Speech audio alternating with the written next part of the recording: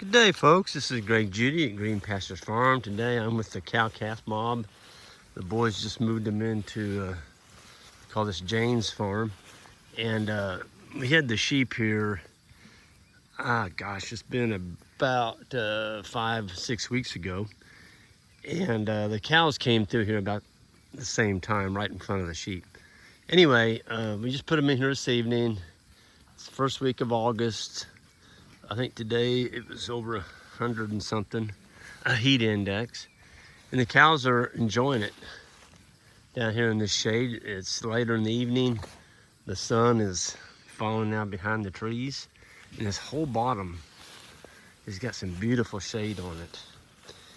And this is a farm that we leased in 2000. It'd be about 2002. And it was all that. Now, that's a sycamore tree. We left, there's 2, 3, 4, 5, and there's a group of them out there in the middle, 6. There used to be 1,000 of them in here. And Jan and I and the Amish, I mean, you couldn't drive a four-wheeler through here. You couldn't, they were that thick. And so we started chainsawing them, and sycamores are softwood. Pretty easy to do them in once you paint the stump, but we left a few, and they make an awful nice shade tree. The only disadvantage that I don't like about sycamore, but it's not that much of a disadvantage because they do throw out a lot of shade, and that is the leaves on them are so big that they can, in the fall, they can kill out your winter stockpile. So they'll lay down a big layer of leaves like this thick, and it kills your grass underneath the tree. It's been all summer, it's grown back, it looks pretty good, and so, you know, it's just one of them deals. Here's the stick tight, the beggar's lice. It's come back pretty vegetative after we took the sheep out, and the cattle are enjoying that stick tight. There's a little bit of grease grass in here. The fescue is pretty much dormant. It's just too hot for the fescue to grow too much. But man, you look at these cattle. I mean, you talk about some slick, fat cows. Look at, they're just fat. They've got calves on. They're not. There are some fall calvers in here. It's going to be calving in 1st of September. But that one's got a calf on her. She's pretty good shape. The calves are good. I think we've had 1 or 2 cases of pink eye in the calves this year. We've had a lot more than that in past years. But again, the boys moving them 3 times a day, getting that noon move into them from, you know, noon to 2 o'clock in that time period. The grass has got so much power in it that it gives you good animal health.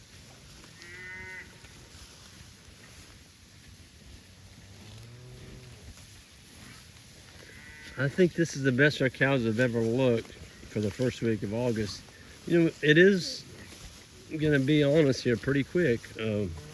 Fall, and you know, our first killing frost will be in October, and so you want your cows right now to be in good condition. And if your cows aren't in good condition by now, and they're thin, you got a cow in your herd that's thin, you ought to get rid of them, because all that cow's going to do is eat grass that one of your good cows could be eating. Boy, here's a beautiful cow right here. Well, there's a lot of pretty cows in here, but this one's got a, wow, she is just beautiful. Look at that coat on that cow, 732. Look at that. I mean, that's like buckskin. She doesn't even have any hair, it's just buckskin. Perfect udder on her. Nice sized teats for the calf to get a hold of. There's a really nice heifer calf. Tell you, our young men are doing a heck of a job of managing this cow herd, I'll tell you that. I'm proud of Isaac and Ike and Joel. They've just done a really good job. Couldn't ask for 3 better young men.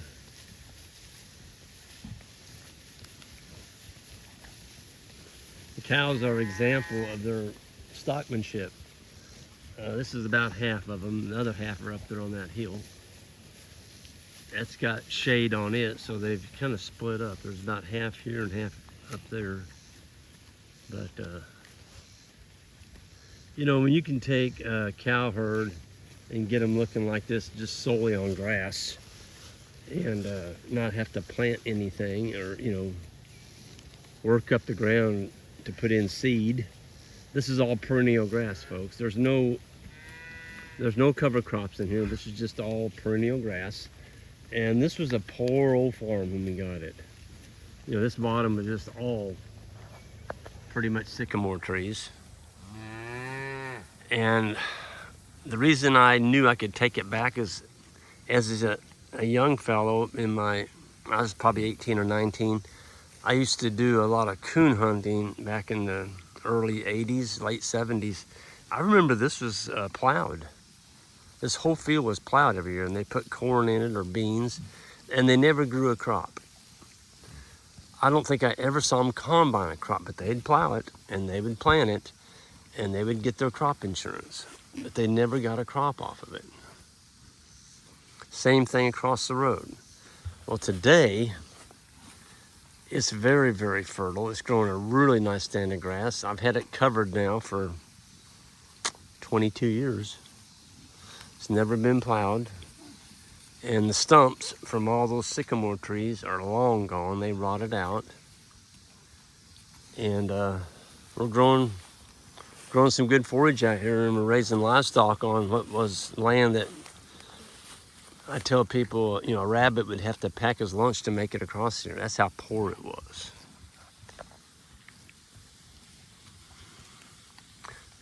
This is the farm that we put the 200 big round bales on. So we were custom grazing in those days. We didn't own any cattle.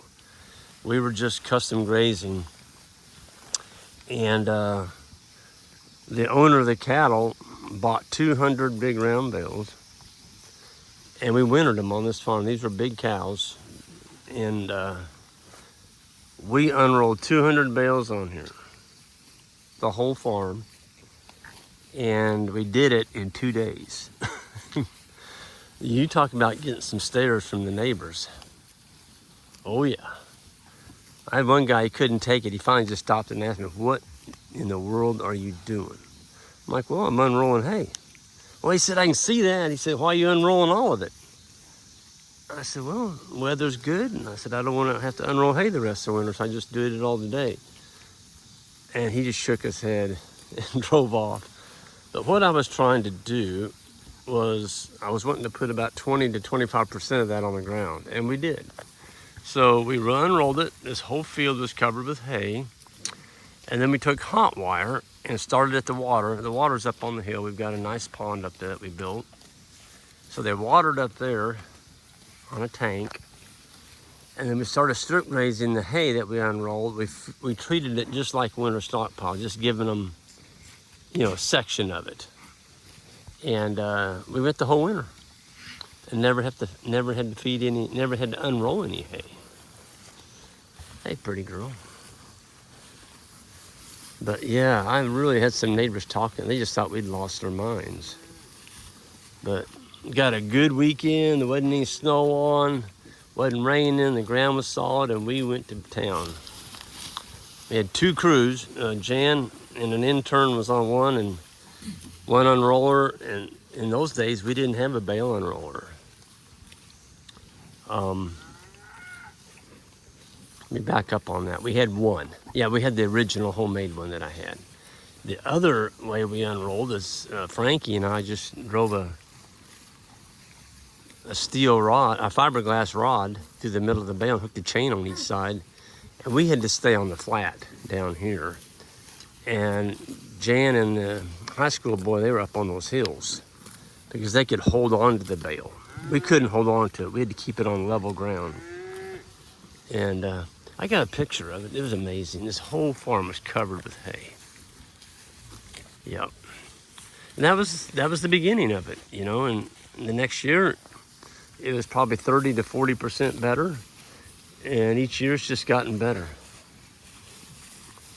These cows are just full. They just came off this gamma grass field over here. I'll show you. They nailed it today. I think these cows are ready for some cooler weather. They really are. You know, just me walking in here, I can feel the heat coming off their bodies.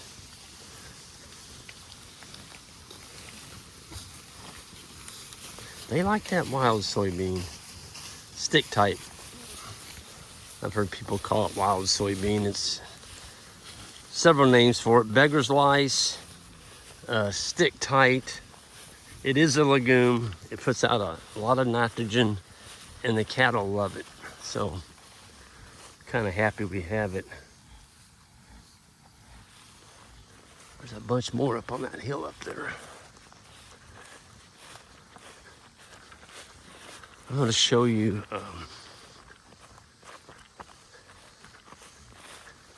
they look good. I was going to show you a bull if I could find one. I'm going to show you the condition on these bulls. There's one right there. So folks, they've been in now 35 days. And Isaac and I were talking about it. We're going to drop it back to 45 days this year. So these bulls are going to come out of here August 15th. That's the plan right now. And we loved our calving season being so tight that we thought, why not shorten it up another 15 days? So the cows only get 2 chances because they cycle every 21 days. Now look at this bull. I mean, this guy has been breeding cows like crazy. Look at that. I mean, he is a stud. I don't think he's lost a single pound. I mean, he is a stud. There's 4 more in here besides him. We got 5. So that would be a 3-year-old macho. That's one we'll be selling in the future. But we're gonna get some semen out of some of these. Our semen sales have been skyrocketing. There's a lot of people buying our semen from these bulls. We got to collect some more.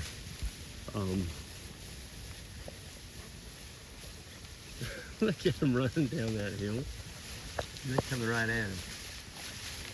Hey, I think it'd be too hot to be running.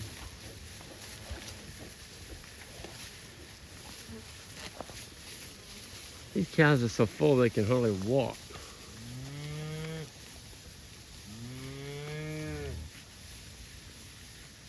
The rest of the bulls must be up there in the middle of them cows. Oh, here's one. Here's another one right here. He's a dude too. What's your number, buddy? He is 237. So this would be a 2-year-old. Man, is he a stud. Look out, Blackie. We got about 4 black cows in this herd. There he is. Man, look at that. It's a 2-year-old. Doesn't look like he's lost any weight breeding cows.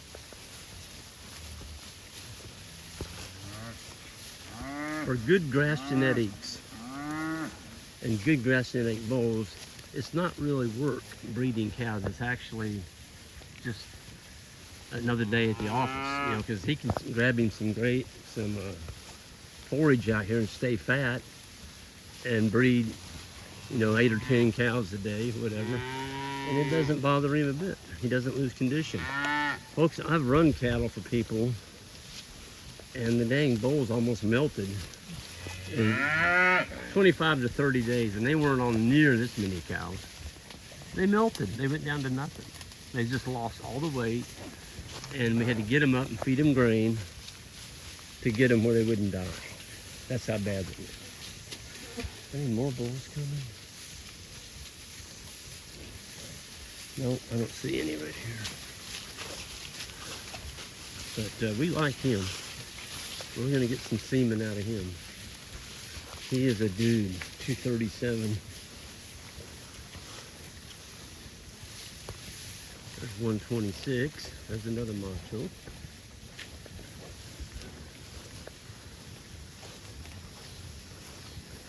I want to see the others, just to see if they've lost any condition. I know they haven't.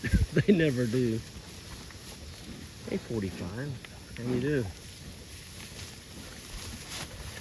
How you doing? Come here.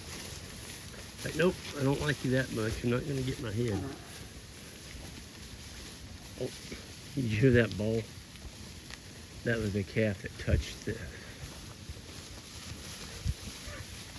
the hot wire over there.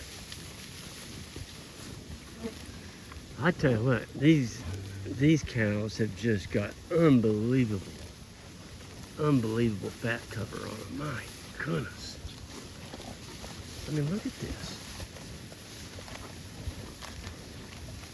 Look at that one. Holy moly. 490, you are a beauty.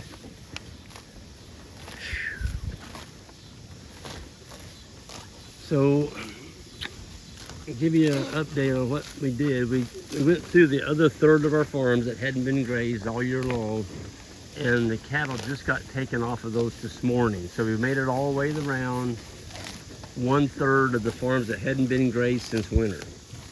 And the cows didn't like it. They didn't like it. The forage was very, very mature. There was some regrowth in there, and you can tell they didn't lose any condition. But Isaac's like, you know, Greg, if we'd have had another set of cows in there in the spring, because we didn't have enough animals to get around all the farms.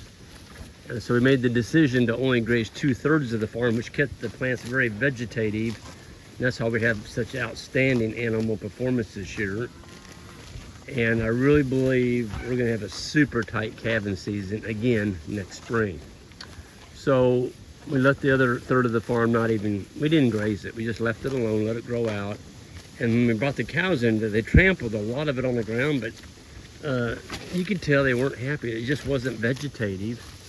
And so this coming year in 2025, we're seriously thinking about two things: either coming up with a bunch of steers that we may buy, or we may do a custom grazing and bring somebody else's cows in there for basically, say, mid-April, May, June, July, August. They need to be gone by mid-August.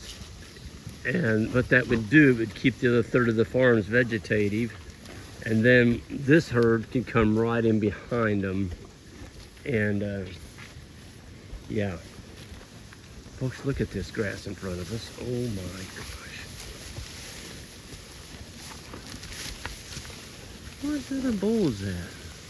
I don't see them. They're hiding from us. Look at this grass in front of us. Is that pretty or what?